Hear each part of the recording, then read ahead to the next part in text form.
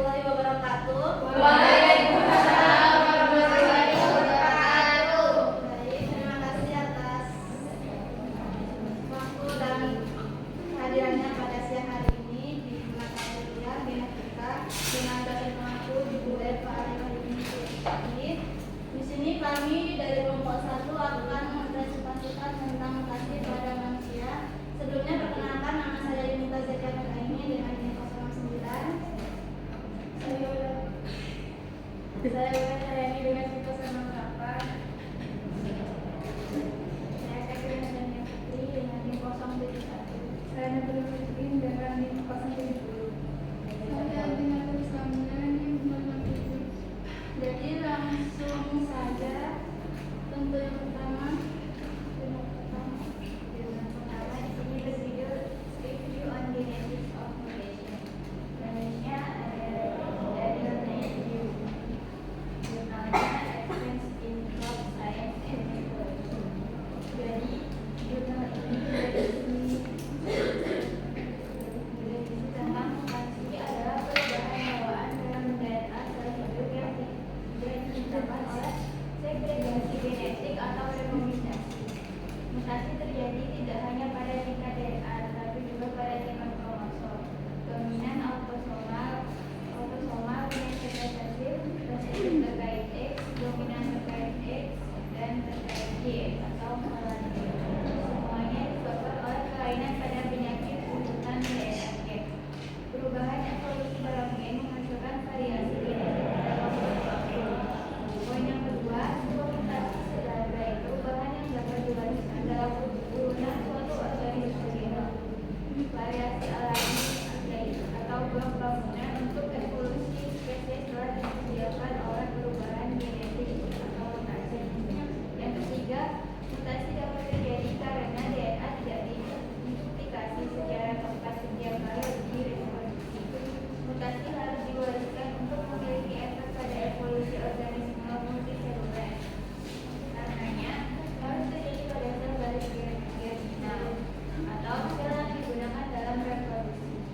Yang keempat, beberapa mutasi adalah kesalahan taktika yang tidak disengaja yang keluar dari DNA polimerase yang mensintesis polinukleotida baru pada fungsi replikasi. Yang kelima, mutasi merupakan jangkauan kemungkinan untuk berseleksi dan integrasi dengan menghasilkan sifat fenotipik baru. Akibatnya produksi mutasi buatan bisa sangat berguna dalam hibridasi, terutama jika orang tua kurang variabilitas atau karakteristik yang digunakan. Jadi pada gambar ini yang sebelah kiri ini itu DNA normal, yang sebelah kanan ini DNA yang sudah termutasi. Yang keenam, ada mutasi somatik terjadi ketika mutasi berkembang dalam sel yang bukan garis germinal. Mutasi somatik tidak menarik dari evolusioner kecuali jika mereka terjadi secara sistematis dan mengubah beberapa atribut penting seseorang seperti kapasitas bertahan hidup.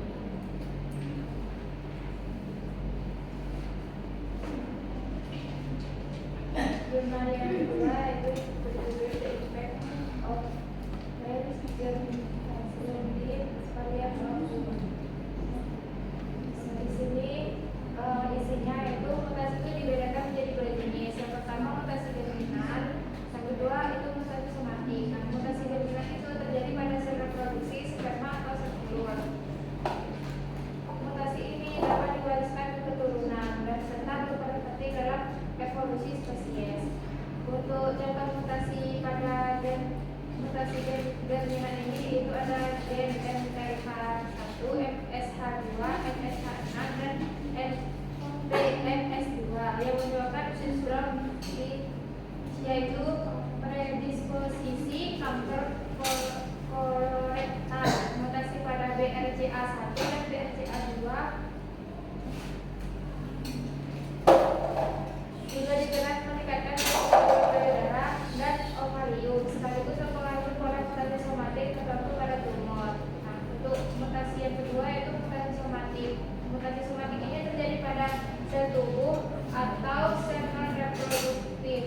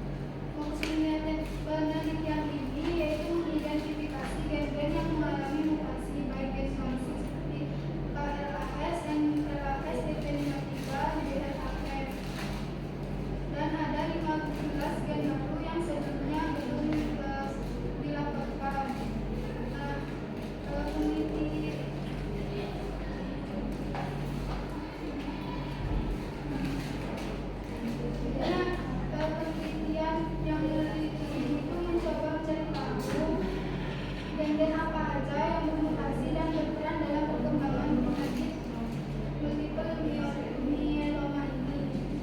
Dari 859 sampel pasien yang diteliti, peneliti menemukan ada 42 gen yang bermutasi, termasuk 15 gen baru yang sebelumnya belum pernah dilaporkan. Gen yang paling sering rusak yaitu KRAS, NRAS, TP53, BRAF, dan DIS3. Kemudian hasilnya yaitu menunjukkan bahwa mutasi terbanyak terdapat pada gen KRAS dan NRAS yang pasiennya itu lebih dari 20% pasien, dan diikuti oleh gen TP53 dan gen lain yang mempengaruhi jalur penting kanker. Mutasi pada gen-gen ini mempengaruhi jalur penting di dalam sel, misalnya jalur MAPK yang mengatur pertumbuhan sel, dan juga proses perbaikan DNA. Akibatnya sel kanker menjadi semakin kuat dan sulit terhentikan.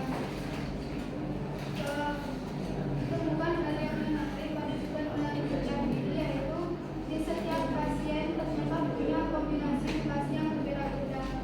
Jadi ini menjadi alasan mengapa satu obat bisa bereaksi pada pasien tertentu tapi tidak efektif kepada pasien yang lain. Jadi inti dari penelitian ini yaitu menunjukkan bahwa untuk mengobati multiple myeloma dengan lebih baik, yaitu dokter perlu menggunakan pendekatan personalized medicine, yaitu terapi yang disesuaikan dengan mutasi genetik masing-masing pasien.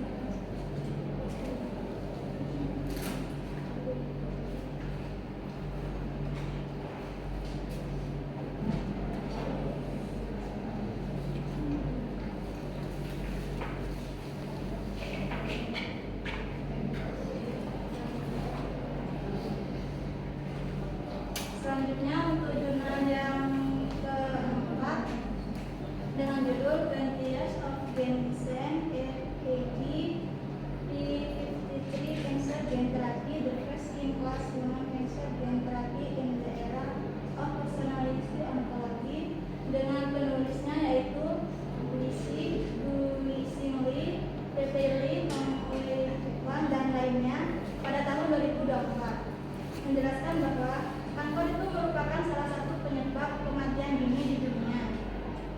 Salah satu gen penting yang sering bermutasi pada kanker adalah TP53, dikenal sebagai guardian of the genome. Mutasi TP53 ditemukan pada kurang lebih 60% kasus kanker, sehingga banyak upaya terapi diarahkan untuk mengembalikan fungsi gen ini. Gen design adalah terapi biologis yang membawa gen P53 normal untuk dimasukkan ke dalam sel kanker. Virus ini tidak berbahaya karena bagian onkogeniknya sudah dihilangkan. Setelah masuk ke sel kanker, virus akan mengekspresikan protein P53 normal sehingga memicu perbaikan DNA, menghentikan pertumbuhan sel, atau memicu kematian sel kanker.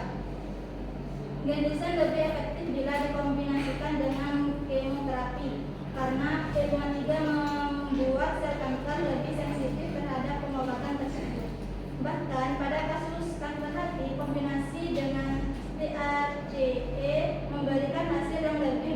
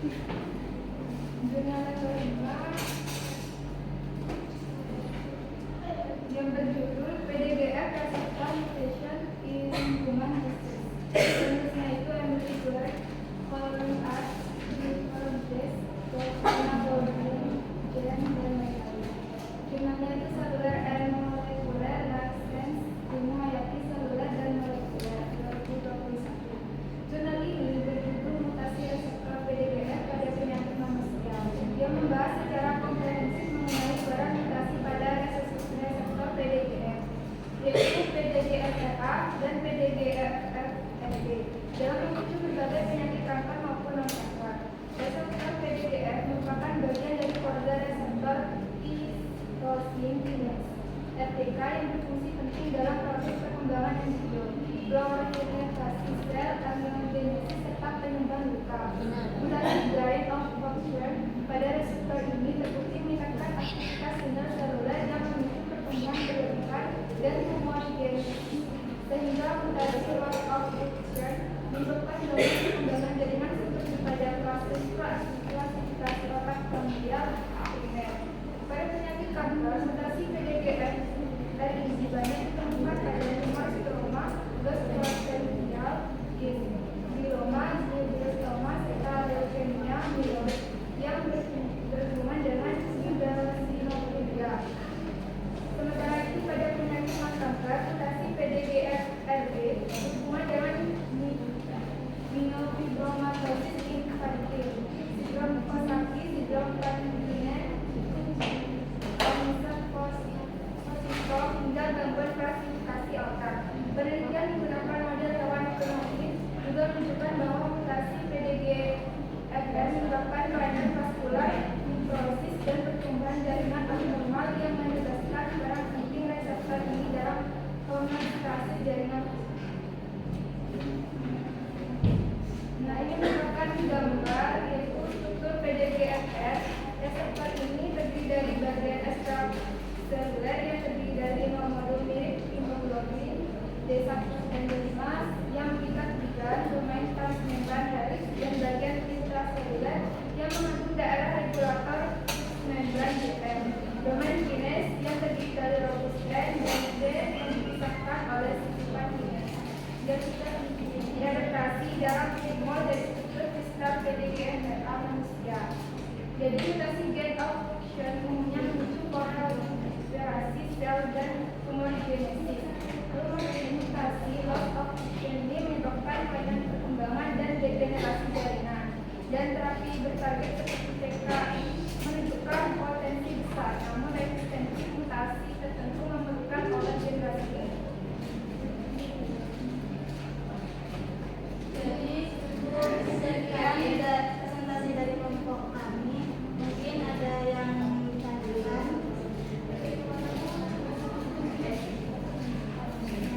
Zaitun, Itu ada slide-nya bulan yang sebenarnya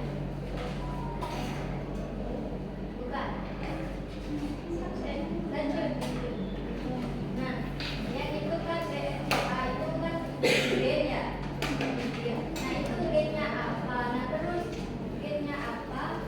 Terus pada yang untuk kanker itu cara apa namanya?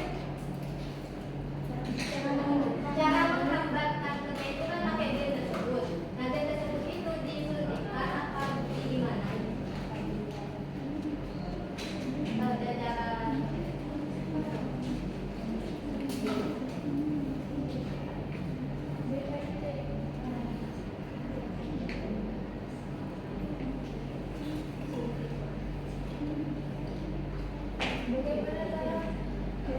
kayak itu, kayak intinya cara kerjanya dari gen tersebut itu untuk menghambat kankernya itu. Apakah dengan cara disuntik atau bagaimana? Ya dengan DNA itu kan mutasi kan? Kombinasi.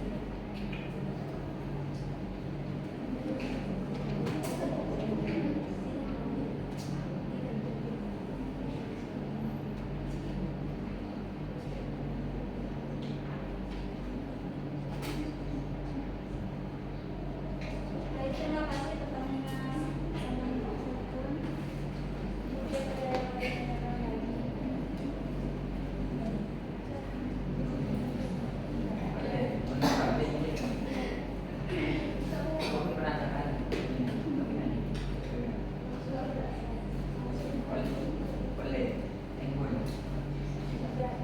Saya mau tanya.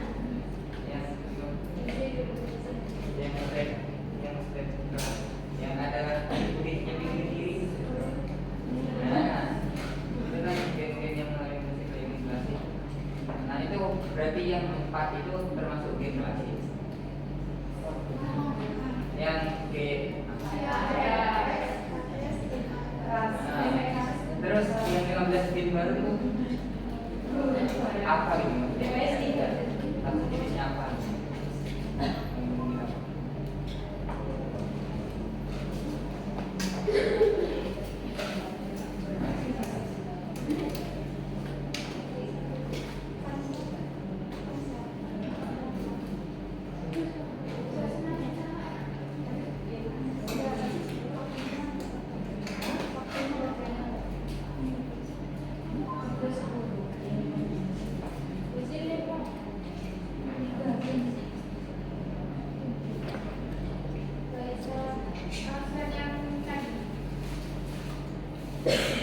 Mau dana pada penelitian analisis data genom sekitar 15.000 kasus lakukan yang dikumpulkan melalui berbagai proyek besar menggunakan metode statistik dan analisis genetik. Apa yang dimaksud dengan metode statistik dan analisis genetik tersebut?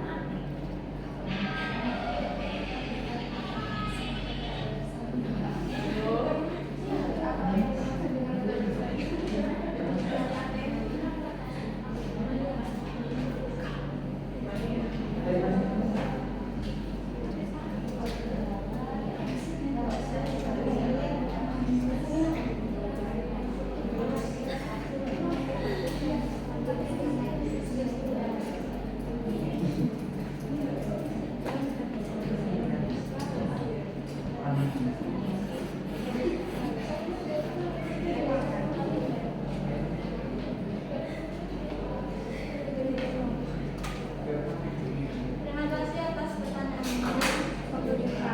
Di sini rekan saya akan menjawab pertanyaannya Mas Yusril tentang 15 gen baru itu termasuk gen apa?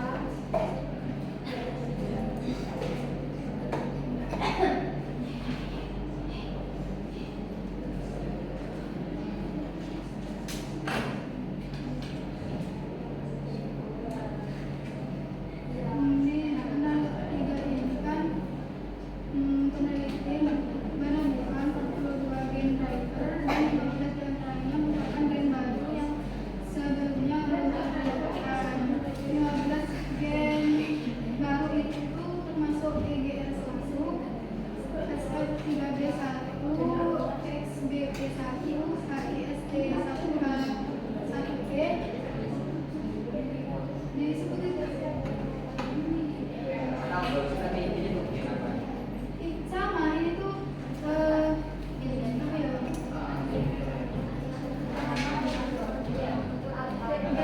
Gen 15 yang tadi itu berhubungan dengan regulasi transkripsi dan apa di penyakit kanker kita.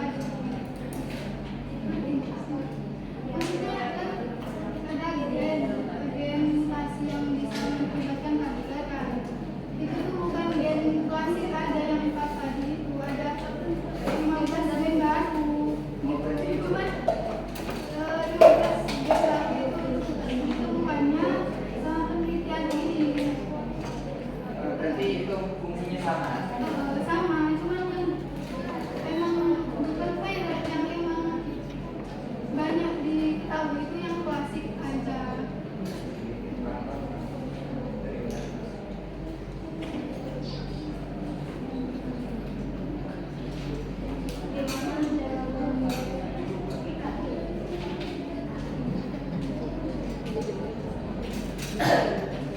Di sini rekan saya juga akan menjawab pertanyaan dari Mbak Zaitun yang pertanyaannya DRDA itu gen untuk apa dan cara kerjanya untuk mengurangi risiko kanker itu bagaimana? Menjawab itu DRCA itu sifatnya dari Base cancer gen. Jadi kayak dari cancer yang itu bukan cara mencegahnya mereka, maksudnya bukan penyebabnya mereka jadi penekan tumor supaya tumor itu tidak mengembang gitu, tidak ganas lah. Nah, terus fungsinya dari DRCA ini untuk melindungi sel tumbuhan terkendali dengan cara memperbaiki kerusakan DNA. Berarti itu dengan cara disinfek atau pengobatannya bisa sendiri. Iya.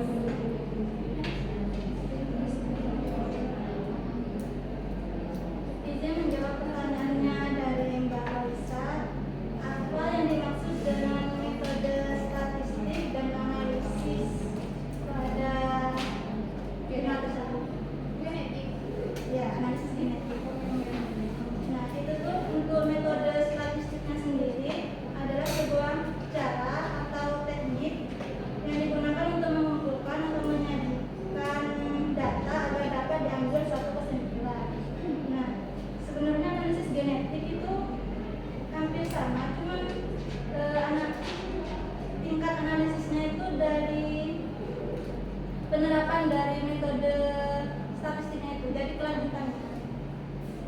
Kan tadi kan mengumpulkan data, menganalisis kan di metode statistik. Nah terus dianalisis itu proses penerapan metode statistiknya kan.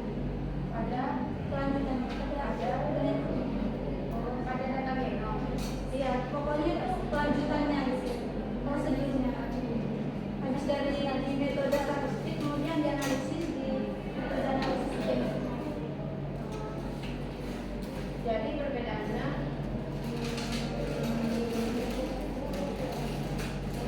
Bedanya turunan itu. Kalau sudah di metode statistik kemudian dianalisis gitu.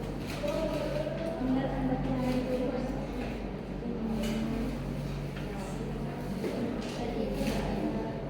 Mungkin dari teman-teman ada yang mau ditambahkan perbedaan dari metode statistik dan analisis. Cuman mau menambahkan dari Lisa, itu kan sudah tahu ya kalau menggunakan metode statistik dan analisis genetik. Mungkin dari jurnal itu dijelaskan mungkin metodenya itu metode apa yang lebih kayak ini apa ya? Lebih pasnya itu di jurnal itu tuh pakai metode apa? Apa cuma dijelaskan kalau cuma metode statistik dan analisis genetiknya di jurnal? Selebih yang saya pahami Cuman sekedar analisis biasa. jika tidak ada tambahan dan pertanyaan lagi, maka sekian presentasi dari kelompok kami. Wassalamualaikum warahmatullahi wabarakatuh. Waalaikumsalam warahmatullahi wabarakatuh.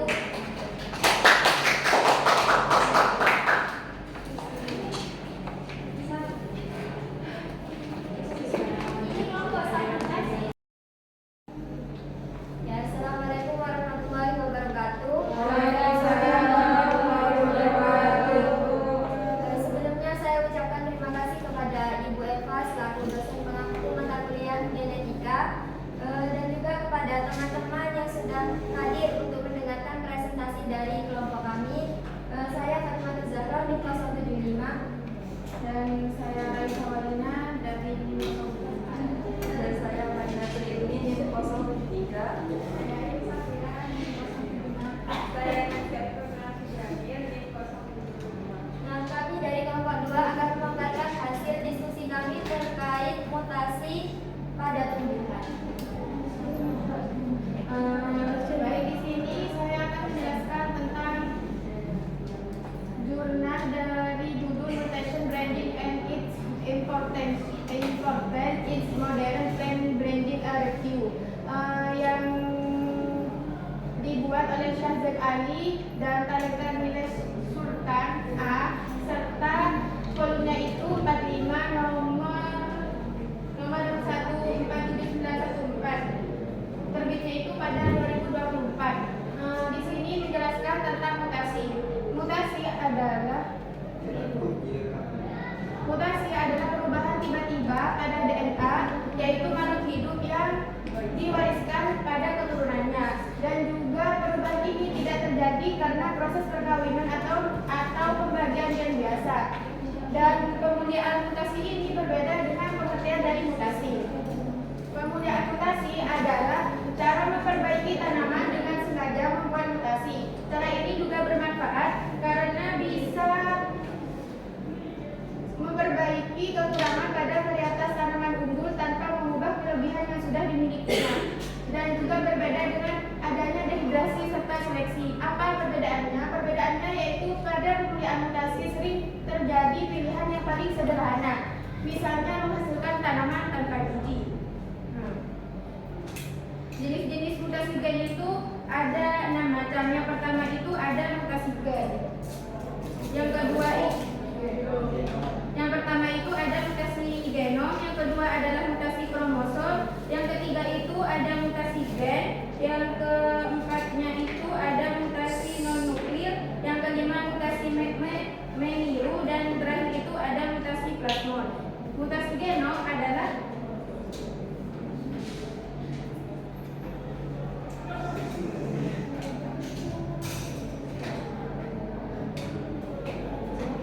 mutasi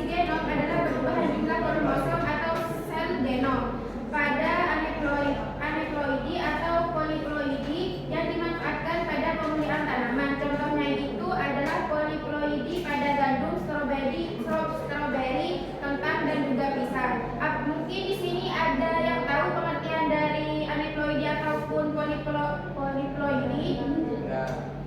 Ya, Enggak tahu. kirain kamu tahu. Di sini aneuploidi merupakan jumlah kromosom yang tidak pas. Nah, jumlah kromosom tidak pas ini misalnya pada kelebihan ataupun kekurangan pada satu kromosom. Sedangkan apa sih poliploidi? Poliploidi merupakan jumlah kromosom yang bersifat ganda. Contohnya itu ada 3N, 4N atau lebih. Jadi perbedaannya itu pada keduanya, kalau aneuploidi itu kromosomnya yang tidak pas, sedangkan pada poliploidi itu jumlah kromosomnya yang berlipat ganda. Mengerti? Yang kedua itu ada mutasi kromosom. Mutasi kromosom merupakan perubahan jumlah ataupun susunan pada kromosom. Misalnya itu pada aneuploidi. Aneuploidi itu kan yang tadi yaitu jumlah kromosom yang tidak pas. Bisa terjadi alami pada persilangan atau radiasi yang dimanfaatkan dalam pemulihan meski banyak yang fatal. Pada mutasi kromosom ini pada strukturnya itu ada bagian kromosom yang hilang, berpindah ataupun terbalik. Dan pada keuntungan dari mutasi kromosom ini kan di sini tidak dijelaskan keuntungannya itu apa. Keuntungannya di sini yaitu memunculkan variasi baru pada tanaman, pada tumbuhan. Dan seterusnya itu ada mutasi gen. Sebelum diteruskan mungkin ada yang mau ditanyakan.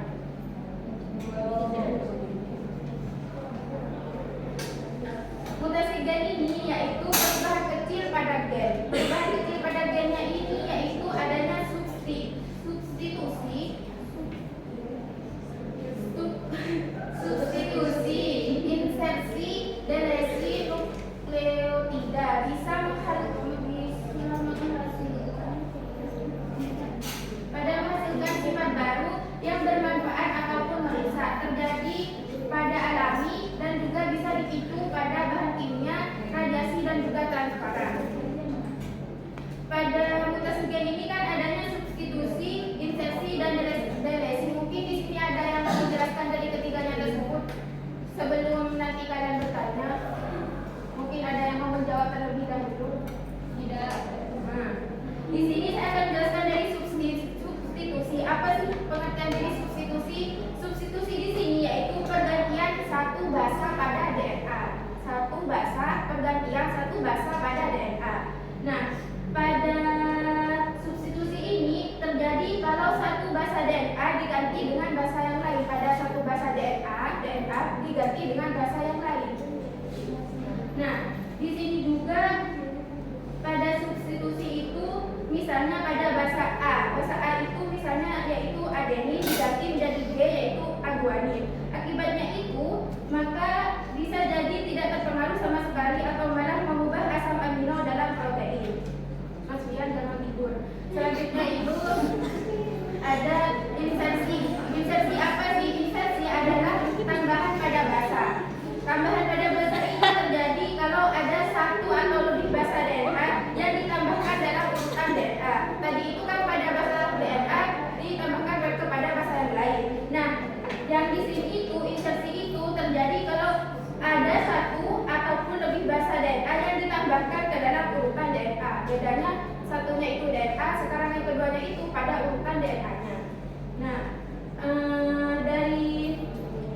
dari insersi ini menggeser atau pembacaan kode genetik sehingga seluruh rangkaian setelahnya ikut berubah atau disebut dengan premise shift ya. Dan delesi itu adalah ada basa yang hilang yang terjadi kalau ada satu atau lebih basa DNA yang hilang dari urutannya. Selanjutnya itu ada mutasi non-nuklir. Apa sih mutasi non-nuklir ini? Mutasi non-nuklir adalah mutasi pada DNA di luar inti ataupun pada mitokondria ataupun kloroplas yang menghasilkan sifat seperti resistensi antibiotik, sterilitas jantan dan variasi warna pada tanaman. Di sini apa sih yang pengertian dari sterilitas jantan? Sterilitas jantan itu bisa dimanfaatkan dalam persilangan. Pengertian dari sterilitas jantannya itu tersendiri yaitu kondisi ketika pada tanaman itu tidak bisa menghasilkan serbuk sari. Kenapa sih tidak bisa menghasilkan serbuk sari?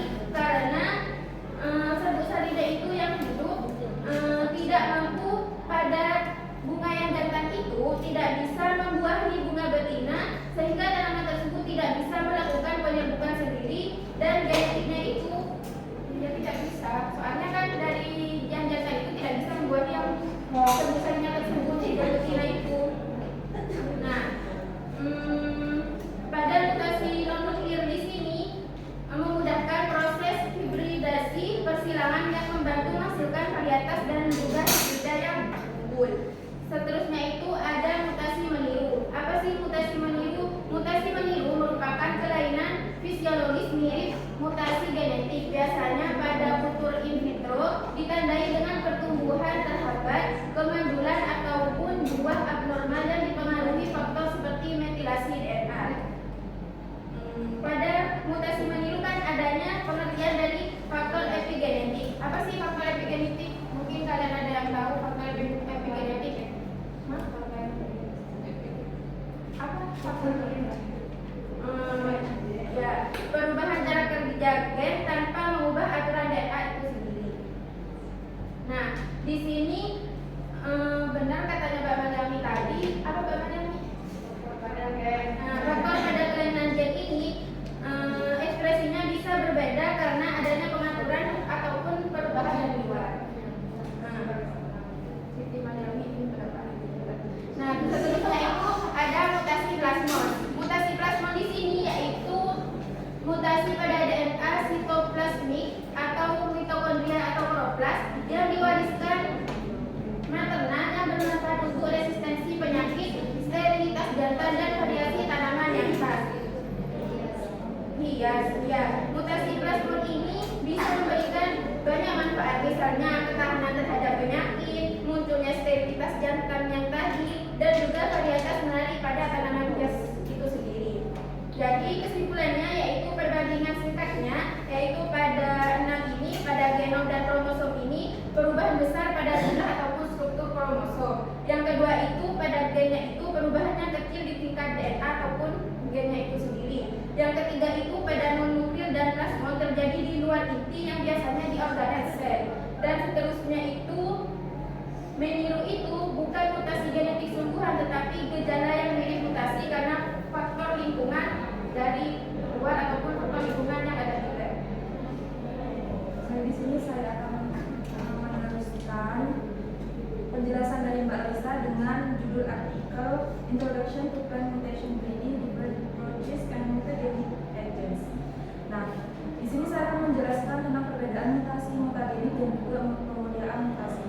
Mutasi ini adalah perubahan pada materi genetik atau DNA atau gen suatu organisme yang dapat terjadi secara alami maupun dipicu oleh faktor luar. Mutasi dimanfaatkan sebagai salah satu teknik dalam pemulihan untuk meningkatkan mutu tanaman pangan. Nah, di sini mutasi itu perubahan pada gen ataupun DNA makhluk hidup bisa terjadi sendiri secara alami ataupun dipicu oleh faktor lingkungan seperti halnya radiasi, bahan kimia dan lain-lain.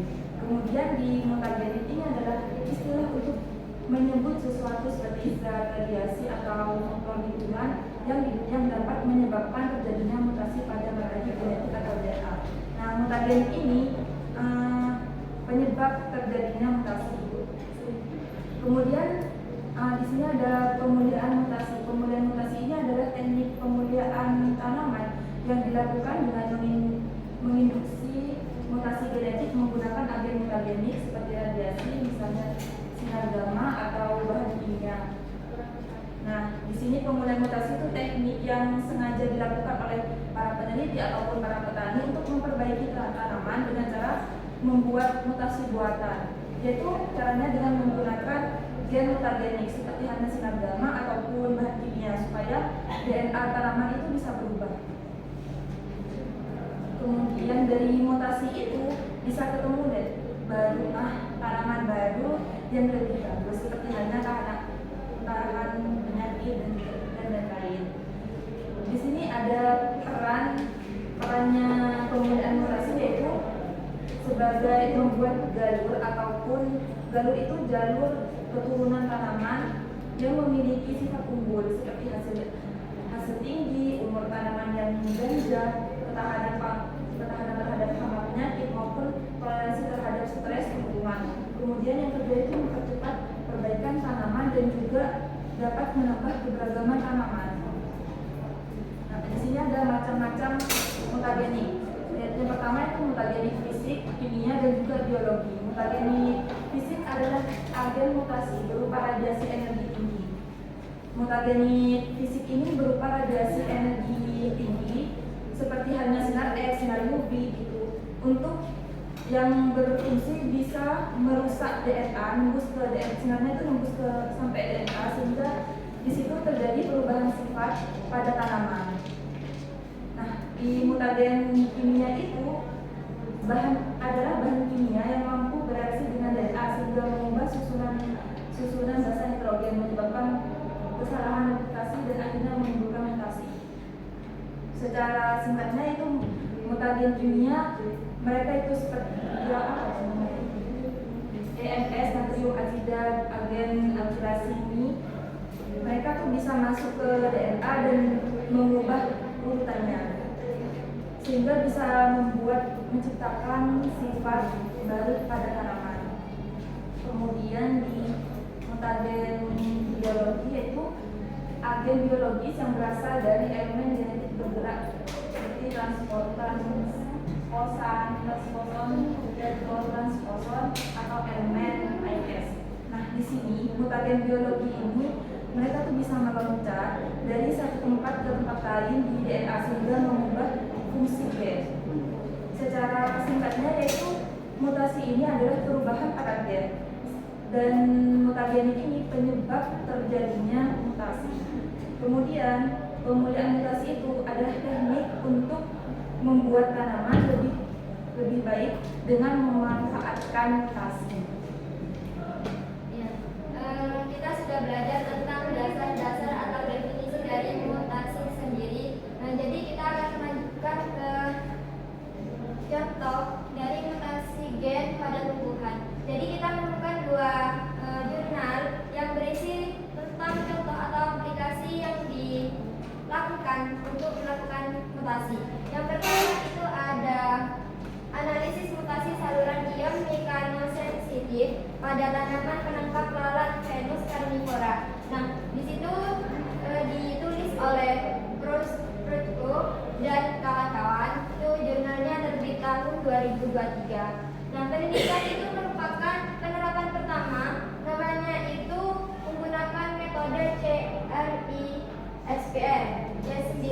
Nah, untuk menghasilkan mutasi genetik tertarget pada Venus felitrax. Nah, Venus ini termasuk tanaman yang dimana itu ada rambutnya, dan rambut itu ketika menutup dia akan merangsang hewan atau kayak halnya peka terhadap rangsangan. Jadi ketika ada hewan tertentu yang kayak membahayakan, dia akan menutup tanamannya. Nah, fokus penelitian pada jurnal ini yaitu pada gen saluran ion. Jadi di jurnal ini menguji gen FLYC1 dan FLYC2 yang diekspresikan di rambut pemicu peka sentuhan tanaman Venus tersebut. Nah, hasilnya menunjukkan bahwa mutan ganda FLYCL1 dan 2 itu memiliki respon penutupan daun yang berkurang terhadap stimulasi mekanis ultrason. Nah, hal ini mengindikasi bahwa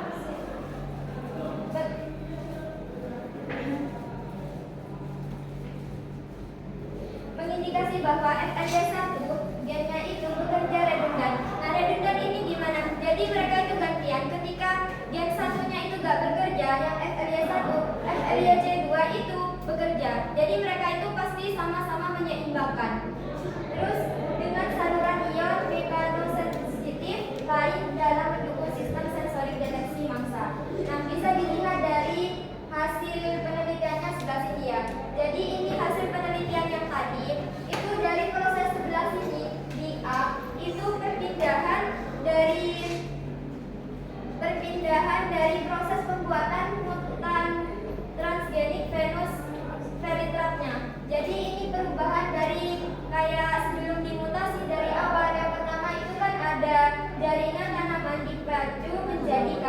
Jadi yang pertama itu belum terdiferensiasi, masih utuh. Kemudian dilanjut di ke bawahnya, mereka itu udah ditembak dengan DNA tadi, DNA gen FLY C1 dan 2 itu berisi konstruktif transgenik. Kemudian yang ketiga itu di bawahnya yang awalnya tanaman hasil. Nah, di sini kan bisa dilihat ada yang berwarna putih, terus ada yang berwarna hijau. Jadi di situ ada hasil yang berbeda karena sudah terkontaminasi dengan gen sebelumnya, sudah dimutasi. Kemudian hasil yang terakhir itu dipisahkan untuk menghasilkan garis transgenik murni. Untuk yang di sini itu hasil dari mutasi gennya. Kenapa kok perlu diadakan mutasi gen FLYC1 dan FLY2? Karena menurut penelitian itu gen FLYC1 dan 2 itu memiliki respon terhadap tumbuhan. Kayak mereka tuh bisa merangsang bunyi ataupun merangsang mendeteksi hewan lah gitu. Jadi gen tersebut diujikan pada tanaman untuk apa? Untuk tahu apakah benar-benar dia itu memiliki respon apa enggak. Ternyata setelah dilakukan penembakan DNA-nya tanaman Venus tersebut dengan DNA FLY1 dan FLY2 terbukti bahwa dari awal yang pertama itu sampai terakhir terjadi penurunan. Jadi yang awalnya Venus itu sangat peka terhadap rangsangan bunyi ataupun intinya yang dari luar itu semakin menurun setelah dimutasi dengan gen FLY1 2. Secara keseluruhan dia itu membuktikan bahwa terdapat perbedaan antara hasil sebelum tanaman tersebut dimutasi dengan gen FLYC1 dan J2 dengan hasil sesudah. Nah, untuk jurnal selanjutnya ini sama-sama menjelaskan tentang contoh dari mutasi gen tumbuhan. Contoh dari mutasi gen pada tumbuhan dari jurnal Double Mutation of Grade-to-Heating to and Constant Re-Improves Agronomic Performance of Botanical Rice under short direct condition in Southern China yang ditulis oleh Hokben Wang dan teman-teman. Nah, dari penelitian ini menerapkan juga sama seperti yang sebelumnya CRISPR atau CRS9 untuk menghasilkan mutasi ganda pada gen pengatur pembungaan padi Japonica varietas Xenon 265.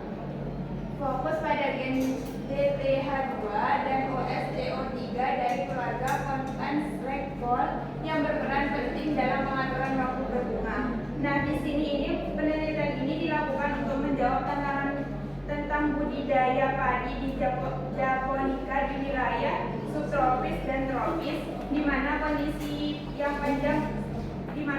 panjang di siang hari. Hal ini menyebabkan fase vegetatif yang singkat sehingga hasil panen menjadi lebih besar. Kemudian hasil menunjukkan bahwa mutan ganda DTH2 OSCO3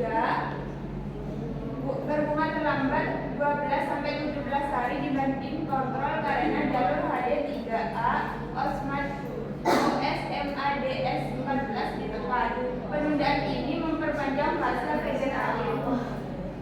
Nah, dari hasil percobaan ini menunjukkan bahwa tanaman dengan mutasi ganda mengalami keterlambatan waktu berbunga yang cukup signifikan dibandingkan dengan varietas kontrol 2N SN65. Kemudian tanaman mutan ganda memiliki tinggi lebih besar, malah lebih panjang, cabang lebih banyak, dan hasil panen lebih tinggi. Hal ini menegaskan bahwa DTH2 dan OSCO3 bekerja redundan serta menjadi target penting dalam program indikator Japonica untuk menghasilkan padi Japonica yang adaptif di wilayah subtropis dan tropis. Dari evaluasi lapangan memperlihatkan bahwa mutasi ganda tidak hanya menunda pembungaan, tetapi juga memberikan efek positif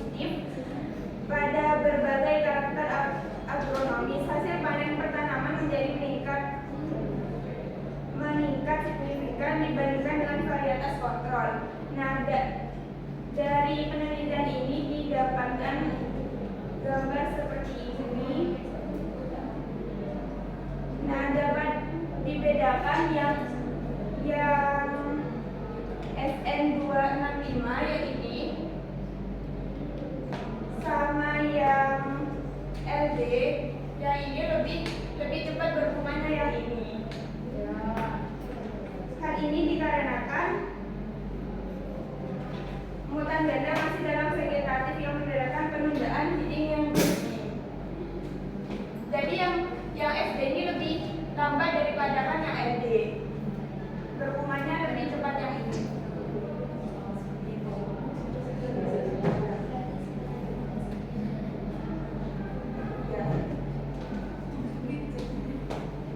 Jadi di dua jurnal ini sama-sama membahas tentang contoh mutasi yang pada tumbuhan. Namun yang pertama itu lebih ke penurunan setelah ada mutasi, dan yang kedua itu semakin meningkat setelah adanya mutasi.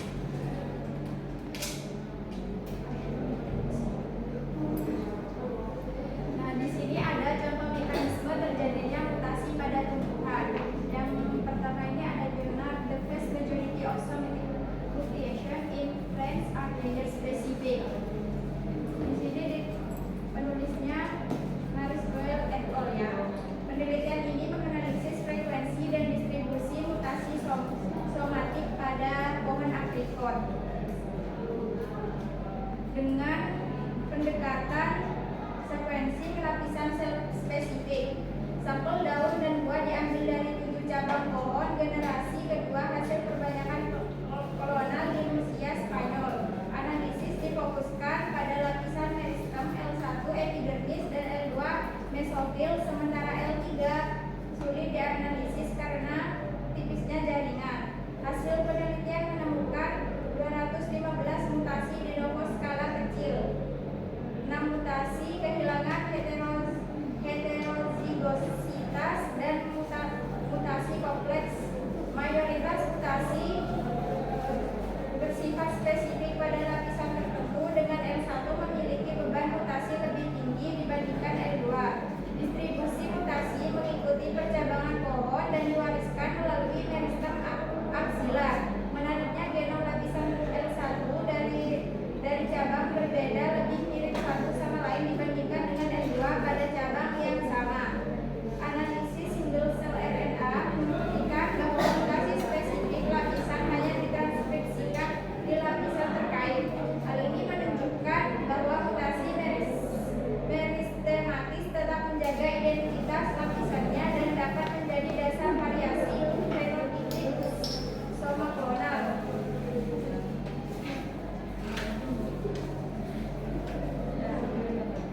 Jadi, perbanyakan kolonal pada aprikot dapat memicu akumulasi mutasi somatik spesifik lapisan meristem yang diwariskan melalui percabangan, yang menimbulkan variasi genetik dan fenotipik, tetapi juga berisiko menyebabkan penurunan kualitas varietas setelah beberapa generasi. Kemudian pada jurnal Genome with DNA Mutation in Arabidopsis Plants are after multigenerational exposure to high temperature. Penelitian ini menganalisis efek paparan suhu tinggi dan pemanasan moderat secara multigenerasi terhadap Arabidopsis thaliana menggunakan metode mutation MA pada garis keturunan tunggal dan populasi dikombinasikan dengan whole genome sequencing. Hasil menunjukkan peningkatan signifikan laju mutasi pada kondisi panas 32 derajat Celcius dan pemanasan 28 derajat Celcius dibanding kontrol. Mutasi lebih banyak terjadi pada daerah intergenik, gen pengkode, protein, dan transposable element. Gen yang banyak terpengaruh terkait dengan pertahanan perbaikan DNA response stress. Ditemukan bahwa metilasi DNA berperan meningkatkan frekuensi mutasi terutama pada siklus dalam sekitar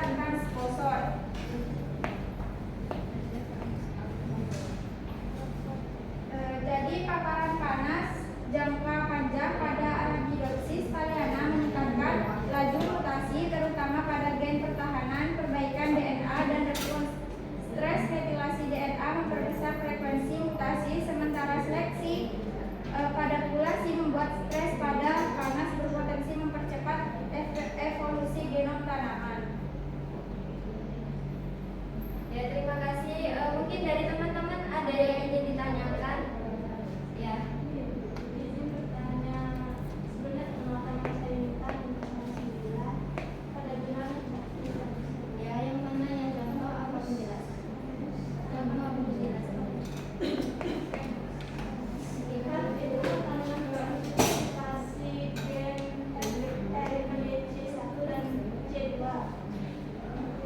Kan saya sendiri belajar dari buku katanya tanaman tersebut tidak berbahaya bagi manusia, tapi sangat kenapa kok harus dimasukkan itu juga Kan tadi saya sudah jelaskan, ini penelitiannya cuma ingin menguji gen dari FRYC1 dan C2-nya. Karena menurut penelitian lain, FRYC1 dan C2 itu dia itu memiliki memiliki gen yang bisa menarik sensori ke stimulasi ke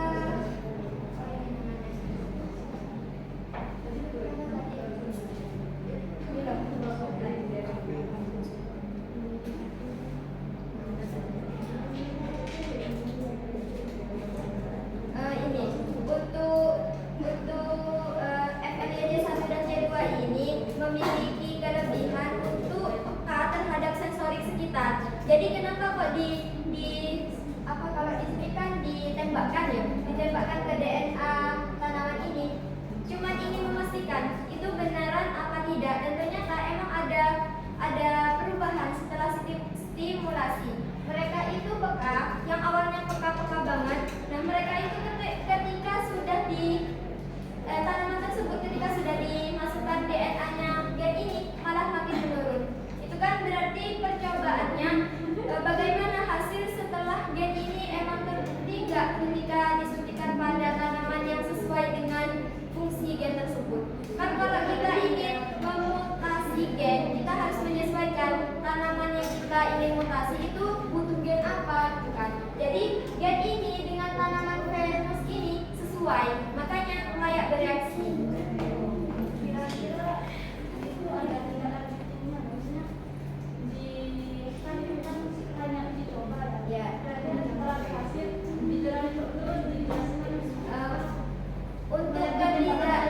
Untuk ketidaklanjutannya saya tidak mencari ya referensi setelah jurnal ini tuh terbit jurnal apa lagi, saya nggak meneliti, soalnya kami cuma mengambil contoh dari mutasi gennya, dan kebetulan kami mengangkat tema ini karena mungkin sedikit paham ketika ingin dijelaskan seperti itu. Cuma proses di jurnal ini, kalau di jurnal lain saya benar-benar belum pernah cari jurnal lain yang berkaitan dengan ini.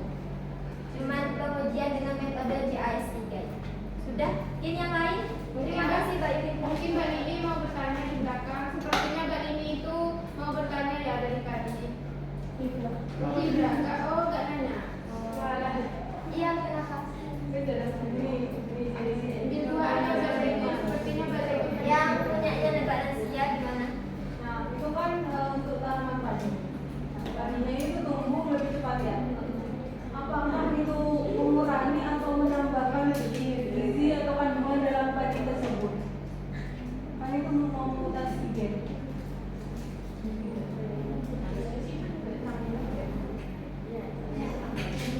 Ya, untuk pertanyaan selanjutnya, kan itu tadi susunan bahasa.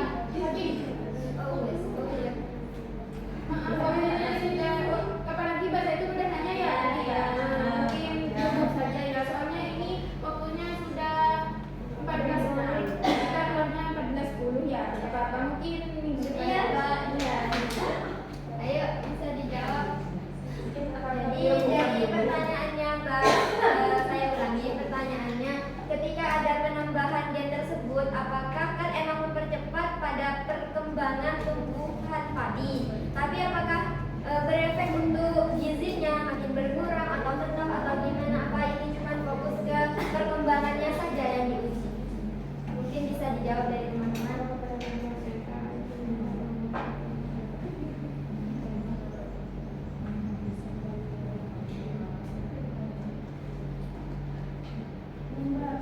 Ibu Yunita. Mbak Mariati, Ibu Ratna.